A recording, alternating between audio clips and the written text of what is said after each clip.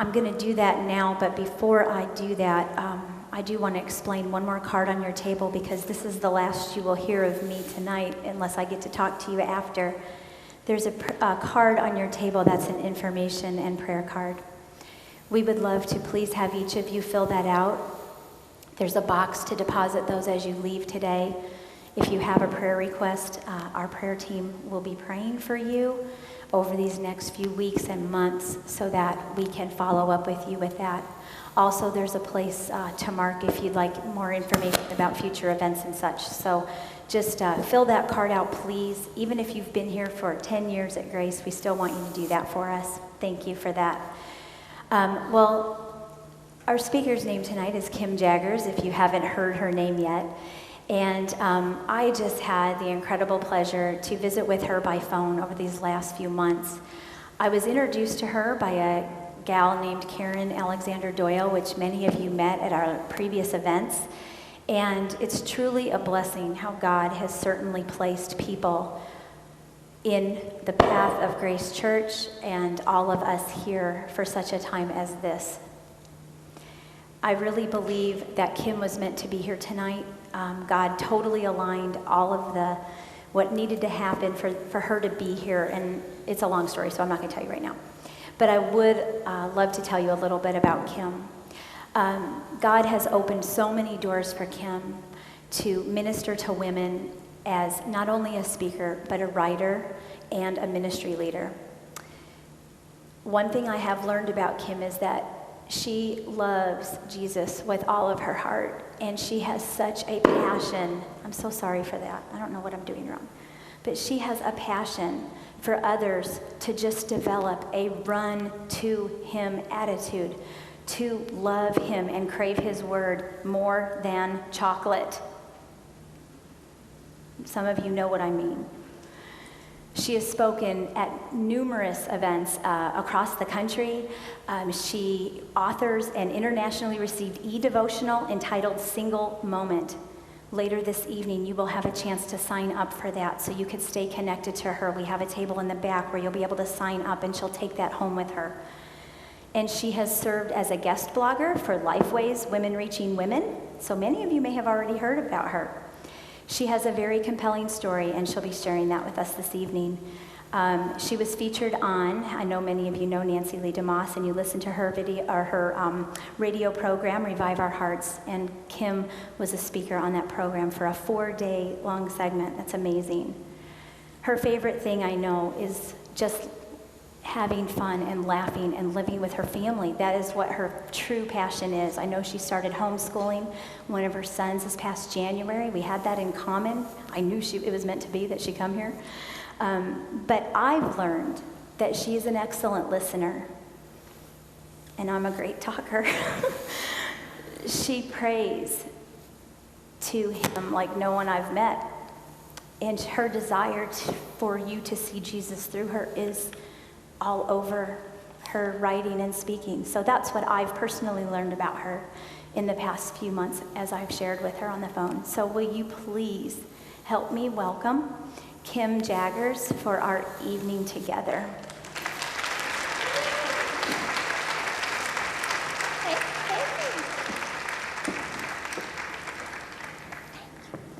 You're welcome. Okay.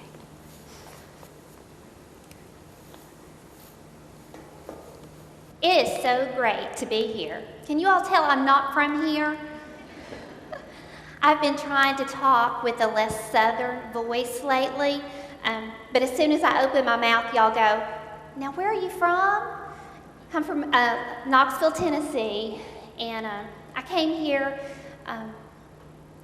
after talking with Jen, and it was an easy invitation to say yes to, because I want you to know Jen loves you all.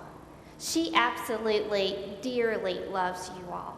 And each one of you has been prayed over by a team of women who love Jesus, who want to make this night all about him. So we're going to spend some time tonight talking, and we're going to talk a little bit about where God has had me and what he's been teaching me lately. But one thing that became very clear over the past few months It started out I wasn't going to share my story, but God has been very clear that I was to share my story tonight. So let me just ask you to pray for me about that as I do that. I think it's important, when you go and you hear somebody speak, don't you sit there and wonder, why are they telling me this? What happened, what brought them to this point? And so I want to spend just a little bit of time telling you why I know I'm a child of the one true King and why I'm so thankful for that. And that's something that I didn't always know. I grew up in the Knoxville area, grew up in a Christian home, and we were always in church. Always, we were going to a Baptist church, and that's what we did, every single Sunday. And I remember one Sunday I was sitting in church, and I don't know if you've ever been, how many of y'all have got a Baptist background, but, generally every Sunday in a Baptist church, they're going to present the gospel at the end and usually play a song called Just As I Am. And that's what they do a lot. And so one particular Sunday, I was sitting there and, I was listening to the pastor and he was talking about heaven and he was talking about hell, and I thought, I got this one figured out. I know I want to go to heaven. And so they started playing that song, and I walked that aisle, and I went up to the pastor and I said, I believe in Jesus and I want to go to heaven. And he said, you did? You do? And I said, yes. And he said a few more words, and I'm not quite sure exactly what he said. But I was baptized a few weeks later. And I remember walking out of there thinking, check, got that one done, off the list, good job, and let's move on. And so I started, just doing the things that, little girls do. I was trying really hard to do good in school. Spelling bees were very important to me, and I won a lot of those, and I thought, check, doing good in school, things are going good, and the years went by, and I wasn't really good at athletics or anything like that, but schoolwork was very important to me, and I ended up getting a scholarship to University of Tennessee in engineering. So check, moving on, things are going good. And so I was there, and have you ever had one of those moments where time just seems to stand still? Do you know what I'm talking about? And there's music playing in the background, and up walks tall, dark, and handsome. It was one of those moments, and he comes walking up to me, and I knew who he was because he had been captain of the football team. He had played college football. Just famous, good looking, and here he's walking up to me, and he says, I hear you tutoring calculus. And I'm like, yeah. And he says, well, can you help me? And I'm like, sure, of course I can help you.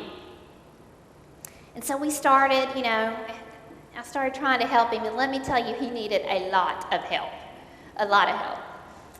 And so one night we were studying, and he was joking, and he said, you know what? He said, you help me pass this class, I'll marry you.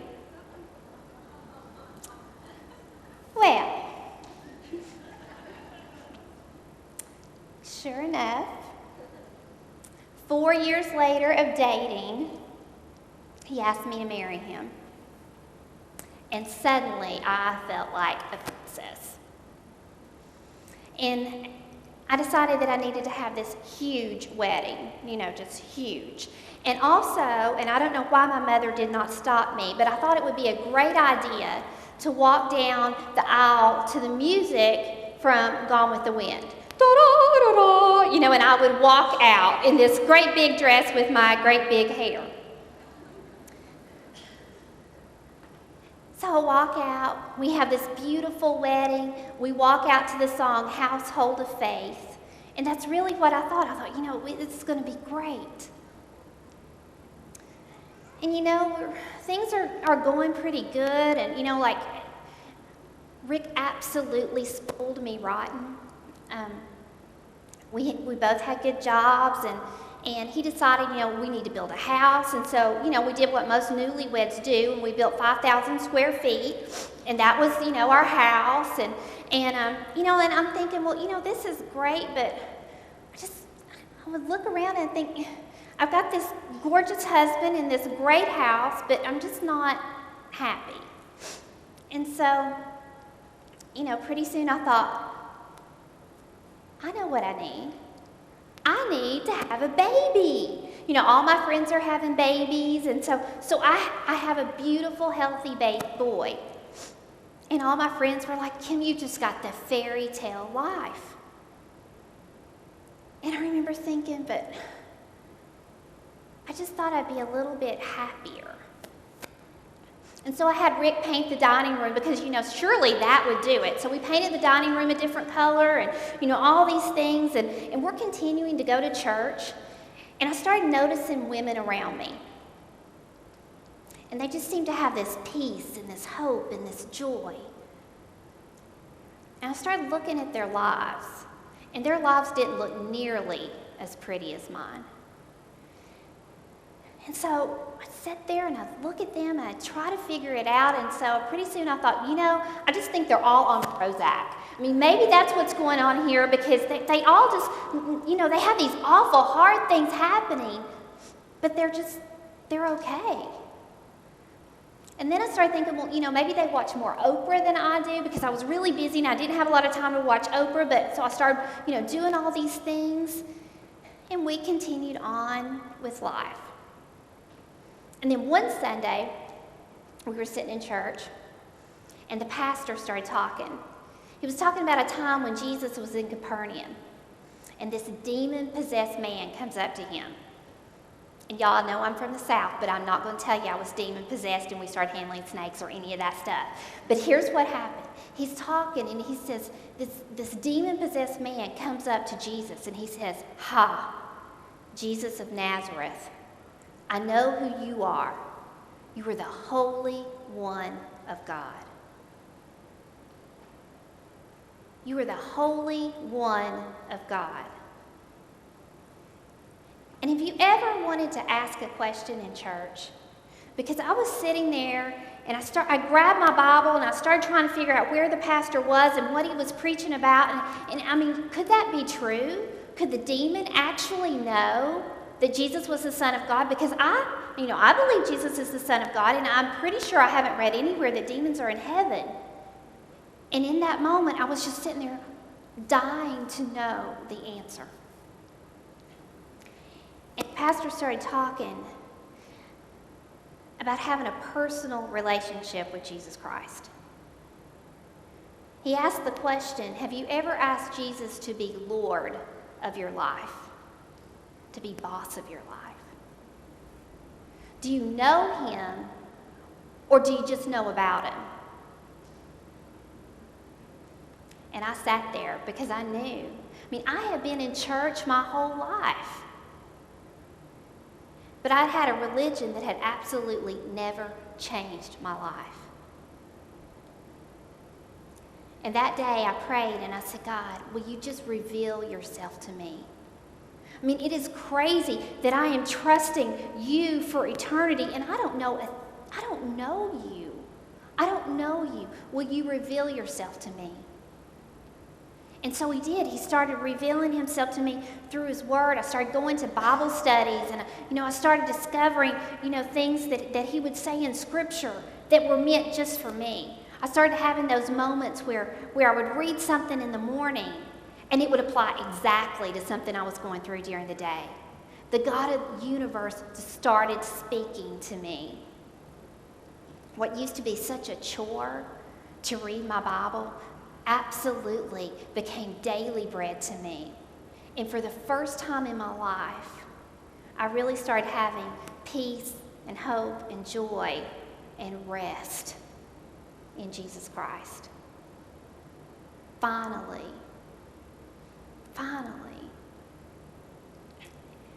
And I continued in Bible study and continued studying God's Word and came across verses that said things like, I will never leave you.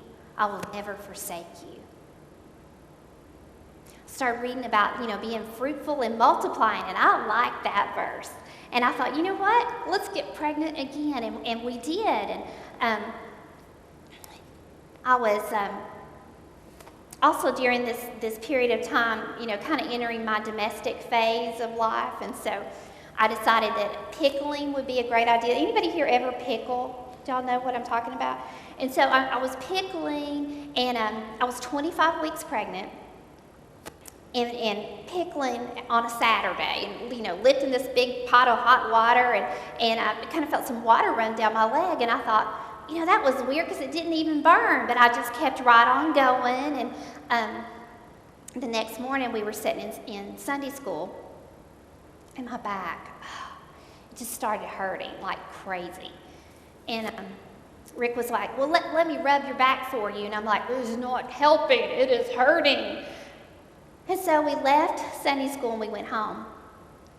And called the doctor, and I said, I'm just having a really, really bad backache, is there anything I can take for it?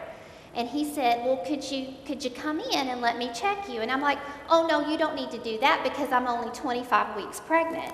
And he said, no, you need to come in and let me check you. So we went to the hospital, and my water had broken. And I was having contractions at this point every minute apart. I somehow missed that you can have something called back labor. And the doctor told us, he said, we're going to do everything we can to stop this labor. But the baby right now only has about a 50% chance of survival. And they gave me this awful stuff called mag sulfate. Has anybody had that? Oh, it's nasty. And they gave me that, and they ended up stopping the labor.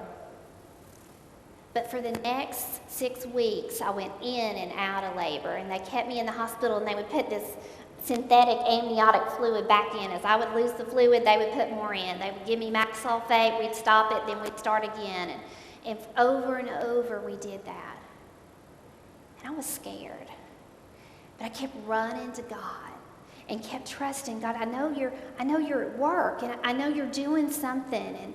And pretty soon, they couldn't stop the labor anymore, and Ben was born.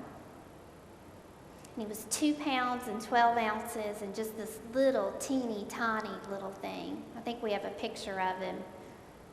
There's my guy. In that picture, you can see a finger by his leg, and you can kind of give you a perspective of how little he was. And he not only had problems from being early, he had all kinds of extra problems. He had brain bleeds. He had an extra lobe of his right lung. He had heart problems and stomach problems and problems upon problems. And so for the next 264 days of that year, Ben was in and out of the hospital, mostly in the hospital. And life got hard. Had to back away from my good job, and finances got tight. I would pump and take breast milk to the hospital, and they'd feed it to him through a little thing in his nose. And he'd have problem after problem.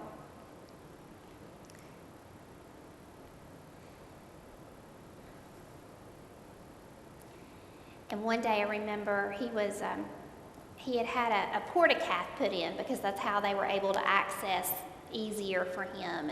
And he developed a staph infection in that portacath. And the doctors came in and they said, Kim, we've got to take him. We've got to take him and go do surgery right now and take that back out. And for Ben at that point, putting him to sleep was highly risky for him. And so the doctors, insisted that they had to do it right now. And I said, but I need to call my mom. I need to call my husband. I'm all by myself. And they just took him. And I was at Children's Hospital. And at that time, they had a little chapel downstairs. And I ran downstairs to that chapel. And I was just praying, God, please take care of my baby. Nobody's here yet, Lord. Will you just please tell me you're going to take care of my baby? And then I just remember this voice in my spirit just saying, but am I still good? Am I still good if he doesn't make it? Have you ever just spit a prayer? Have you ever just knew you should say something, but you didn't really want to?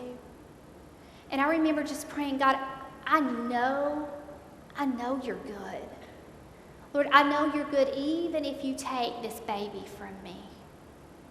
And you know, as I prayed those very hard words to pray back to him, just peace that made no sense came over me.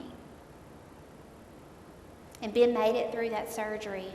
And, but things continued to be hard for him. And they were hard for us financially. And we ended up putting our big house up for sale. And we thought, we'll maybe build another house or do something. But the immediate fix was to move into a double-wide trailer. And there was this awful song. I don't know if y'all listen to country music at all, but there was an awful song on the radio back then called Queen of My Double-Wide Trailer. And Rick used to sing that song, and I'd be like, that is not funny. But he would sing it over and over again. But, truthfully, things were pretty hard because life for us was so different. And, for our friends, their lives just seemed to be normal, but ours was just hard.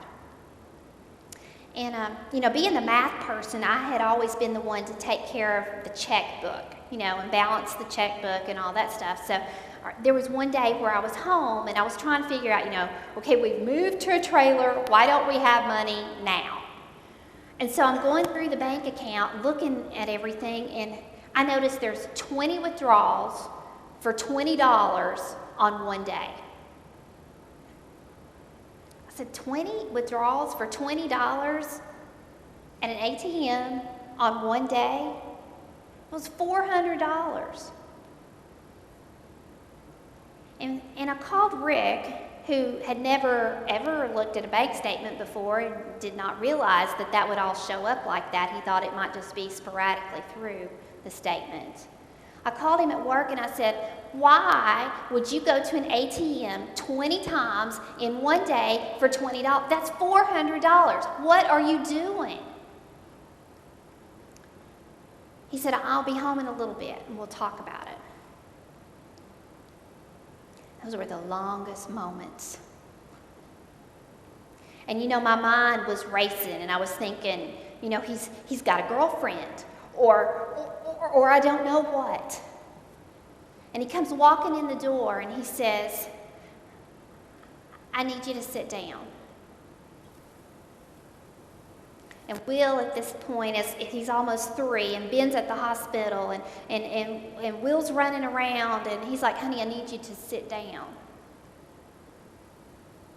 And I sat down, and he said, there was one of the times, and there had been many, because Ben had been in the ICU so many times. He said it was one of the times when Ben was in the ICU, and the doctors had told us they didn't know if he was going to make it.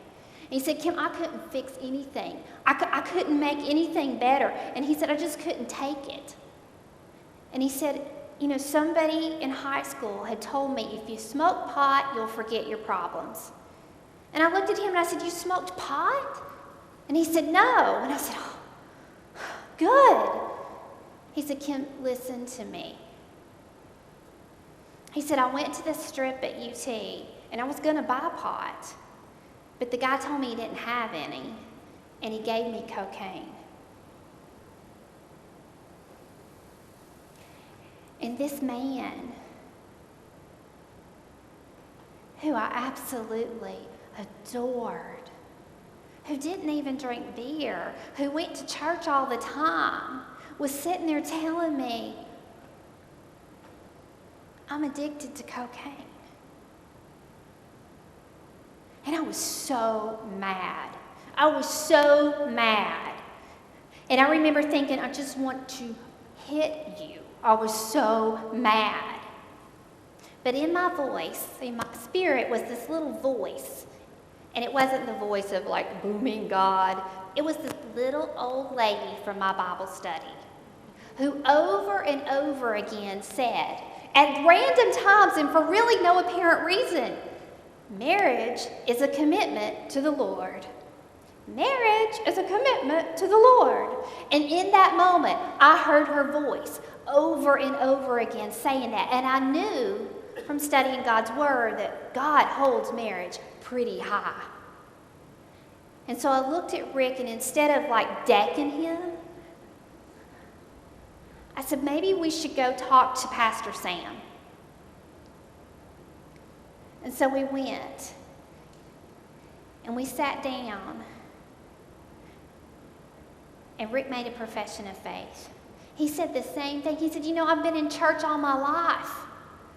He said, but I don't know what it means to rest in Jesus. I don't know what it means to have peace that surpasses all understanding. I know about him, but I don't know him.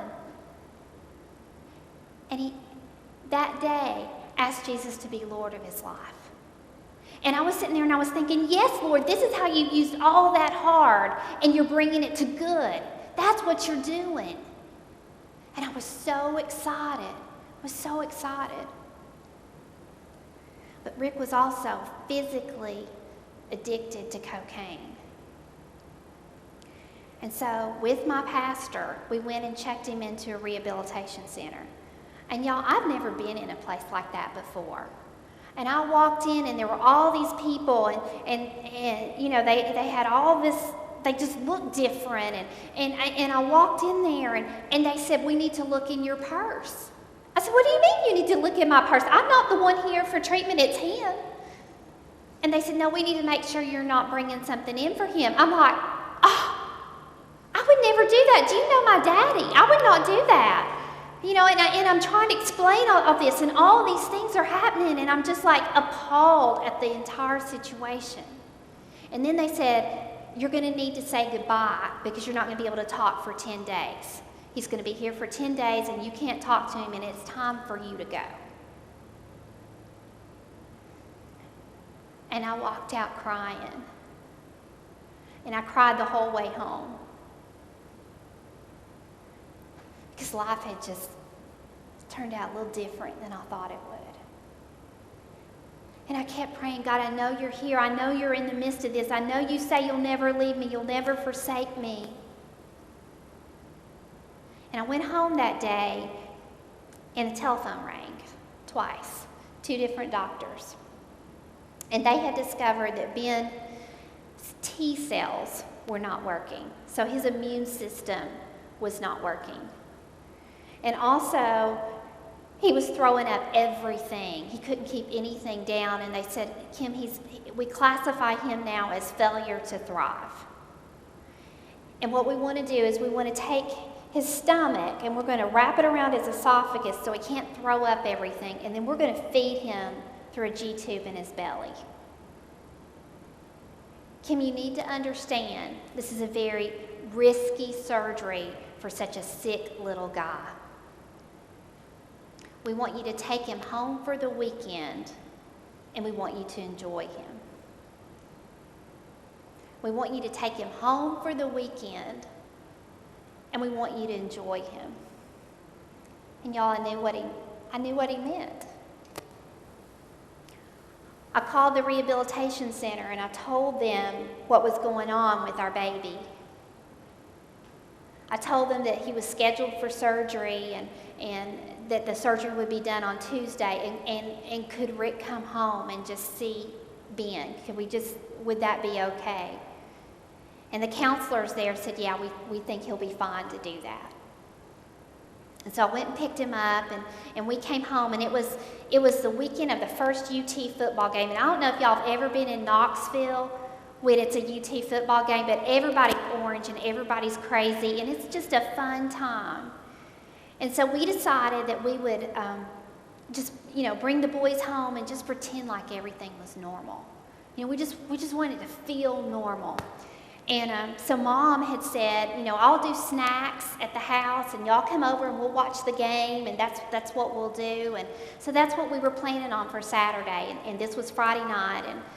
And I remember I was just sitting there, and I was looking around my trailer, and I was, Will's over here throwing 3,000 toys across the room, and Ben's, laying there with oxygen in his nose and his heart monitor and his pulse ox, and, he's got medicine every hour and a half around the clock, and I look over at Rick, and he's just kind of sitting there, and he's just kind of got this daze on his face, and I just got mad. I just looked at him and I just said, you know what? I hate you. I just hate you. And we did something that we never did because we'd always been told you don't go to bed mad. Well, that night we went to bed mad. And we got up the next morning and Rick said, you know, I think I need to go take the garbage. We didn't have garbage picked up where we lived in the trailer. And he said, I'm going to go take the garbage and then I'll meet you at your mom's and we'll watch the game. And I had just this, I mean, have you ever felt like the Holy Spirit just was pressing on you to do something? I mean, he was pressing on me strong. And what he was saying is, you go tell that man you are sorry. You ask him to forgive you. And you tell him you love him. And so I did. And he looked at me and he said, I love you too, and it's going to be okay. And I said, it's going to be okay.